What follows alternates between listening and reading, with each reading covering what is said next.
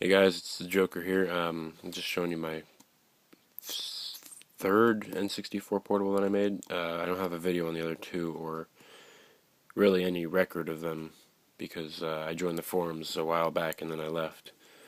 And I didn't have the same username, but this one's my third. Just got Radio Shack buttons. I don't have a good camera, so sorry for the quality, but yeah, this paint started chipping off near the end.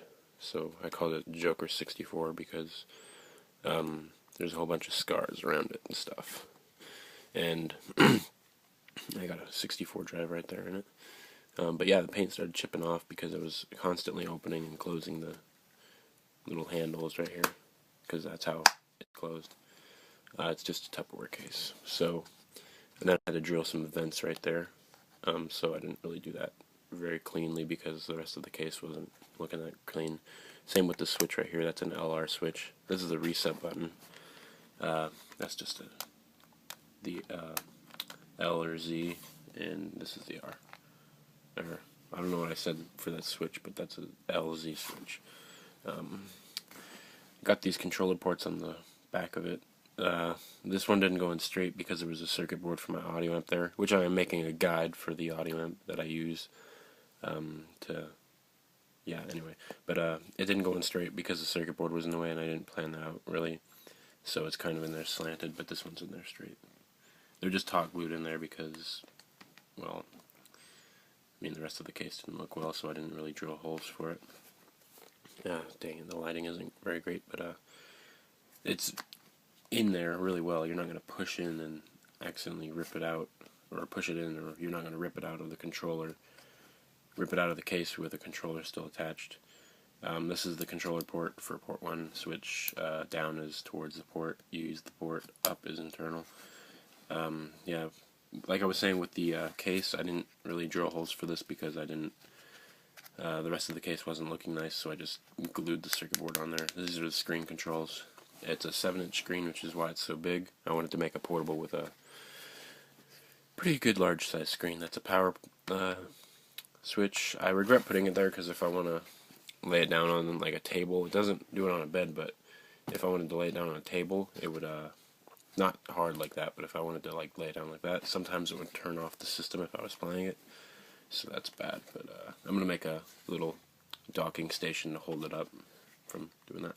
That's a charge jack, which the charger's right here. It's got those Sony, or not Sony, but whatever they are, little cells in there. It's got 4 of them in there, I think.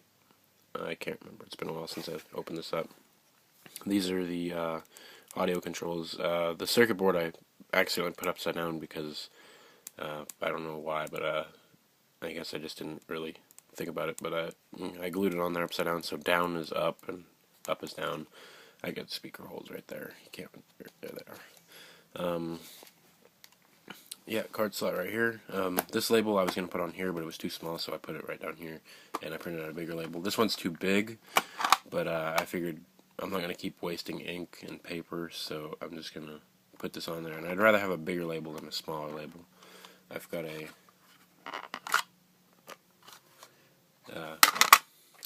8GB SD card. It goes in pretty well.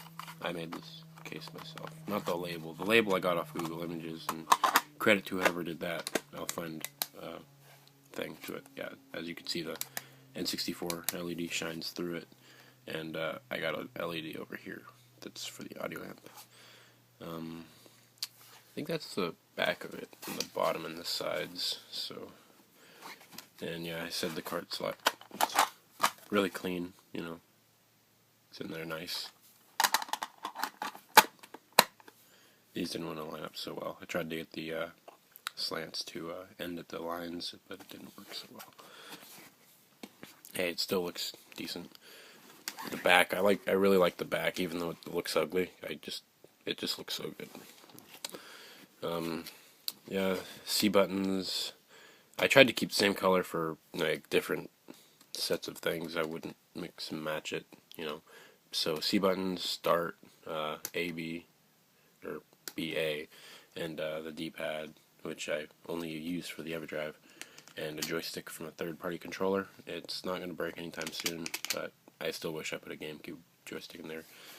But the hole's too big now to replace it, so I'm going to put it on, turn it on. I got some little tiny waves on the screen, and you can barely see them, but they're there. That's my background for the Joker64. See, there they are.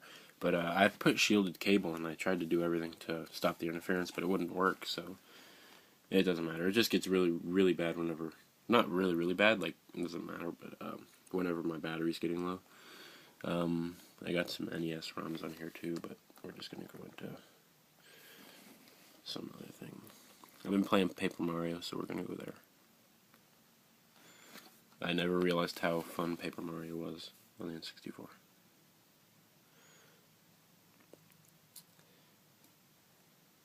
Yeah, there's no AV out. I think I might add that eventually. Let's show you how loud this can get. Oh, I got an amp right here. The amp is right here that I use. It's like $5 at Walmart, so I got mine on for some reason. But it's a pretty good amp. It gets really loud, and it's cheap, so there's just no headphone jack for it, which is why there's not one on here. I'm gonna try and figure out how to mod one on there. Turn that down. Overall screen quality is pretty good. Yeah. Let's play some Mario.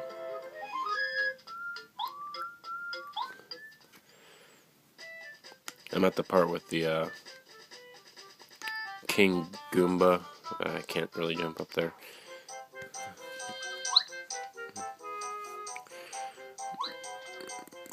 That's not gonna work. Okay, maybe, yeah, as you can see, the reset button works. Maybe Paper Mario wasn't a perfect choice. Let's do something that I haven't seen in a portable video. There probably is one out there, but I haven't watched every single portable video ever. I've just watched a few. Yeah, you can see some wires up there. It's just a clear part of the case. That's because I painted it and then I drilled the joystick hole, which is a bit rough, but I was just trying to get it done. And then the paint chipped off. Come on. This is a bit dark of a game, so I gotta turn up the brightness.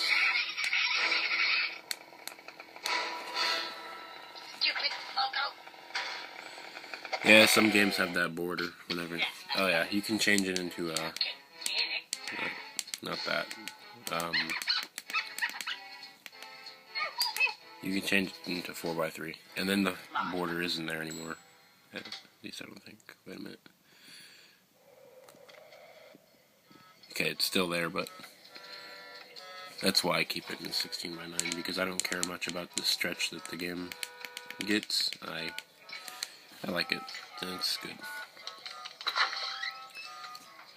Oh yeah, I don't have my save game on this one. I have it on my actual cartridge of the game, which I do have all the cartridges for the games that I have on here. But yep, that's my portable N64. I'm going to post it on the forums in a few minutes, and the video to it. I'm just going to add a few pictures on there, not a whole bunch. Alright, see ya.